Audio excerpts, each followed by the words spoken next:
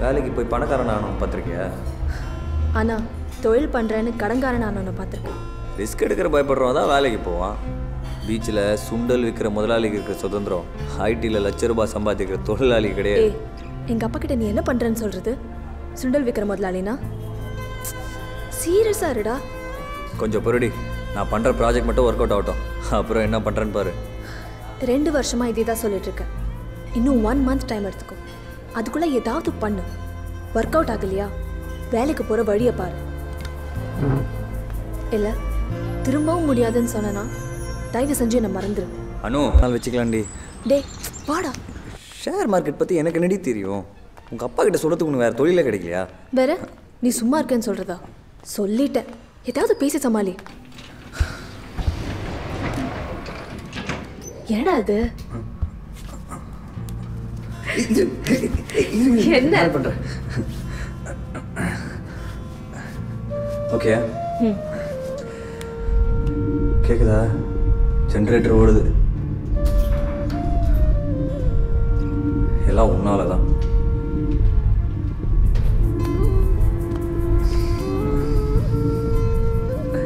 சத்தம் நின்றுச்சா?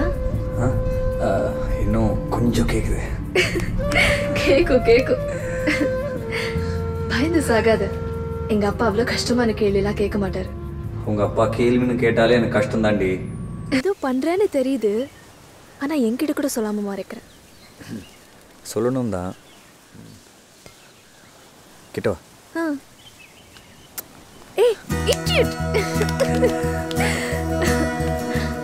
இது வரைக்கும் நான் உங்ககிட்ட எதுவுமே மறைச்சதில்லை. இப்போவும் மறைக்கணும்னு நினைக்கல. சொல்கிறேன், ஆனால் வர ஃப்ரைடே சொன்னால் நல்லா இருக்கும்னு நினைக்கிறேன். அது என்ன வர ஃப்ரைடே? இப்போவே சொல்லு. April 18th உன்னோட பர்த்டே. பர்த்டே கிஃப்டா? ஆனால் அது யாருக்கும் தர முடியாத கிஃப்டாக இருக்கும். பப்பி ஃபிகர் புதுசாக இருக்கு, டக்குன்னு போய் ஷேர் பண்ணு. போ.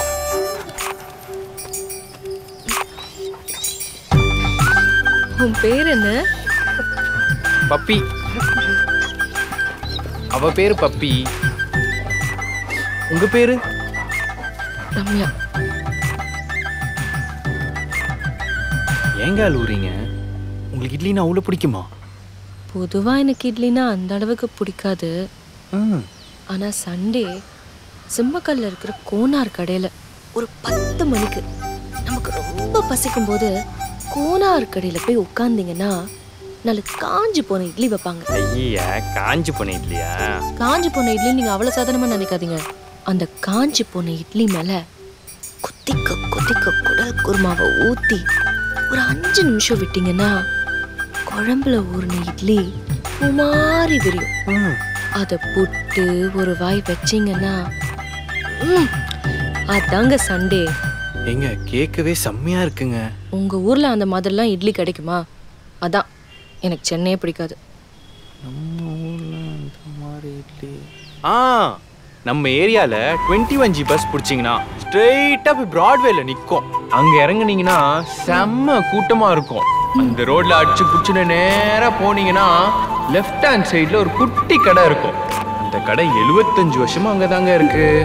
அந்த கடை பேரு தான் சீனா பாய் டிஃபன் சென்டர். அங்க போய் நின்று அண்ணே ஒரு பொடி இட்லி அப்படின்னு ஆர்டர் பண்ணீங்கன்னா அவன் அப்படியே இட்லி குண்டான திறந்து ஆவி பறக்க 4 இட்லி எடுத்து தட்டுல போட்டு கை நிறைய ஸ்பெஷல் பொடியை எடுத்து அப்படியே இட்லி மேல பரப்பரன்னு தூவி அதுல அப்படியே பசுமாட்டு நெய்யை எடுத்து இந்த பொடி மேல ஒரு வெலாசி கொதிக்க அந்த தட்டை கொடுப்பான் பாருங்க.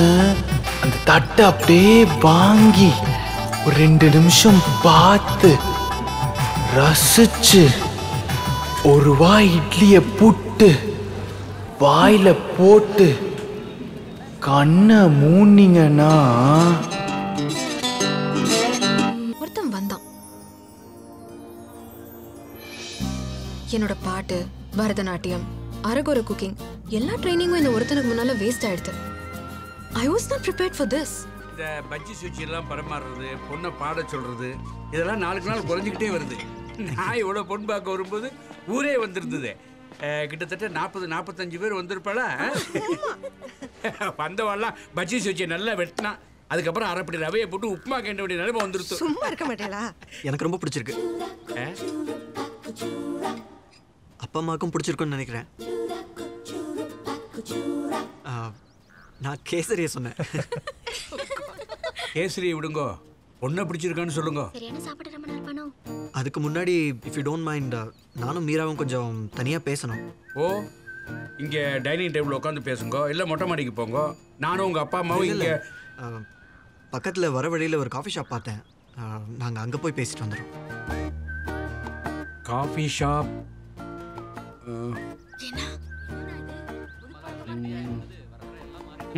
என்ன ட்ரெஸ் எல்லாம் டிஃப்ரெண்ட்டாக இருக்கு, கொஞ்சம் மாடர்னா? லாஸ்ட் இயர் பர்த்டேக்கு எடுத்த ட்ரெஸ்ஸு இதான் செகண்ட் டைம் போடுறேன். ஓ, உனக்கு ஒரு சீக்ரெட் சொல்லட்டுமா? என்னது? கிட்ட வா. நான் யார் கூட சேஃபாக ஃபீல் பண்ணுறேனோ அவங்க கூட தான் மாடர்ன் ட்ரெஸ் போட்டு போவேன். ஓ,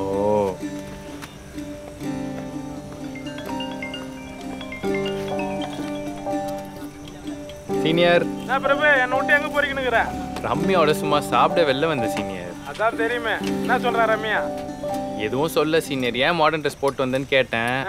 அதுக்கு யார் கூட நான் சேஃபா இருப்பேனோ அவங்க கூட தான் போட்டு வருவேன்னு அப்படி சொல்லியிருக்கா. ஏய் பிரபு, அவ என்ன சொன்னான்னு ஒன்னும் உனக்கு புரியலையா? ஏன் என்ன சொல்றா? அவ உன்னை லவ் பண்றேன்னு சொல்றாடா. அதெல்லாம் எதுவுமே சொல்ல சீனியர். ஏய் அதுக்கு அதான் அர்த்தம். என்ன சொல்றீங்க? ஏய் முதல்ல அவகிட்ட லவ் சொல்லிட்டு அப்புறம் எனக்கு போன் அடி. என்ன பிரபு? ஏய் இருடா, எங்க அப்பா ஒடிக்கு சீனியர் கட் பண்றா. ஏய்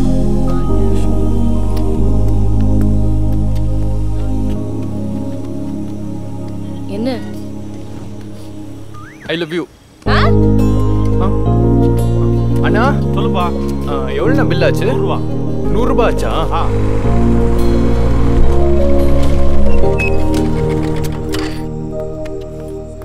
ரம்யா. என்ன? இல்லை ஒன்றும் இல்லை.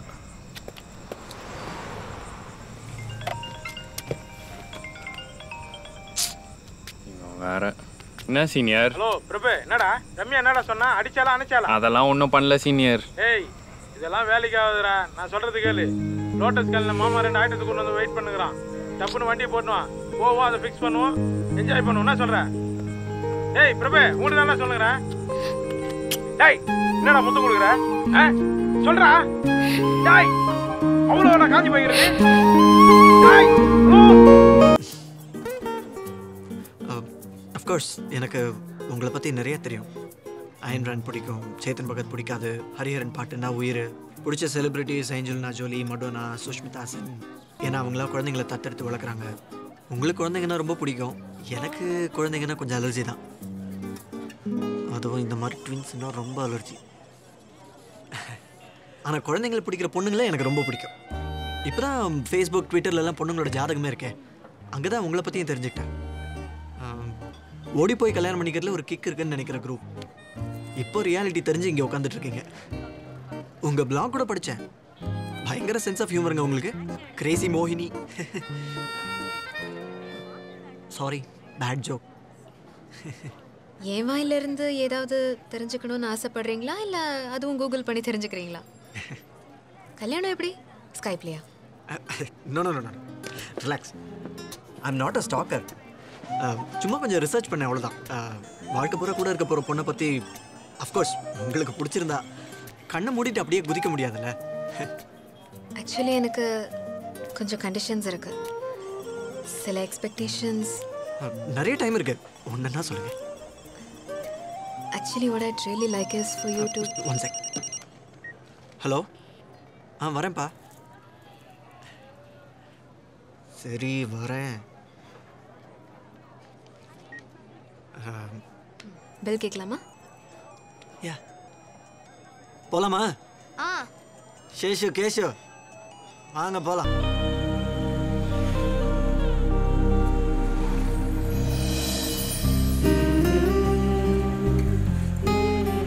I love you.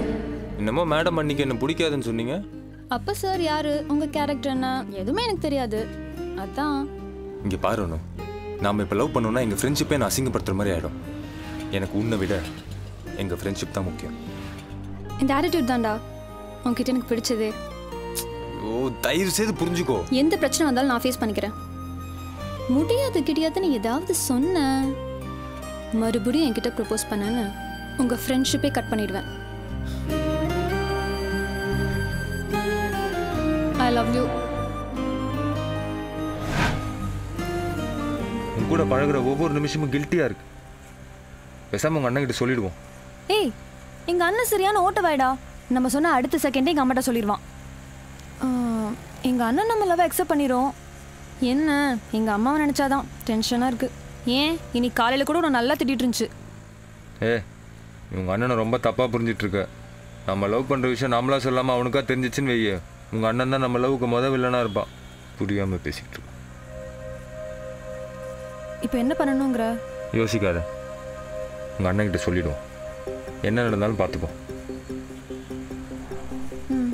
சரி, ஒரு 10 days இரு, நானே சொல்றேன்.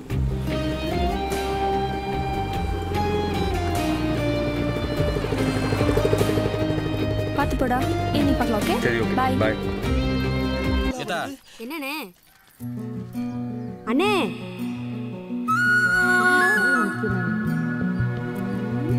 அண்ணே அண்ணே என்ன விஷயமா கூப்பிட்டீங்க? இந்த பஸ் ஸ்டாண்ட்ல லோன் பண்ணா இருக்காரே முத்தையா, அவர் வீடு எதுமா? இன்னும் நீ உங்க வீடு கேக்குறீங்க? சொல்லாதடி. சரி, என்ன விஷயமா கேக்குறீங்க? ஏன் என்ன விஷயம் சொன்னாதான் சொல்லுவியா? முன்ன பின்ன தெரியாதவள்கிட்ட எப்படி வீட காட்டுறது? அது ஒண்ணும் இல்லம்மா, அவர் பொண்ணுக்கு நீ மாப்பிள்ளை பார்க்க வந்தாரு. அதான் அவரை பார்த்துட்டு அப்படியே பொண்ணை பார்த்துட்டு போலான்னு வந்தீங்களா?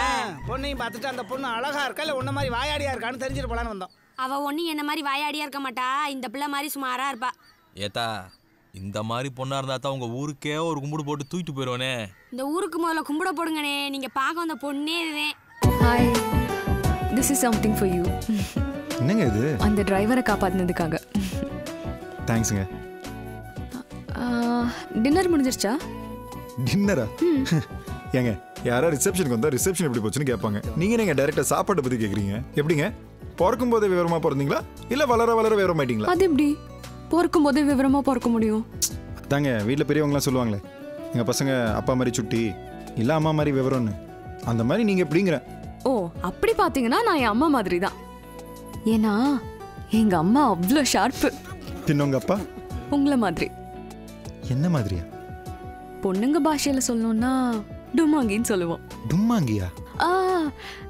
டுமாங்கினா பார்க்கறதுக்கு விவரமா இருப்பாங்க, பட் விஷயம் இருக்காது. ஏங்க ஹலோ, ஐ மீன் வெள்ளந்தியா இருப்பாங்கன்னு அர்த்தம். அப்படி சொன்னா ஓகே. அது என்னவோ நீங்கள் திட்டினாலும் பெருமையாக பேசுகிற மாதிரி தான் இருக்கு. ஓகே சரி, நான் கிளம்புறேன். ஜனனி, ஃப்ரெண்ட்ஸ்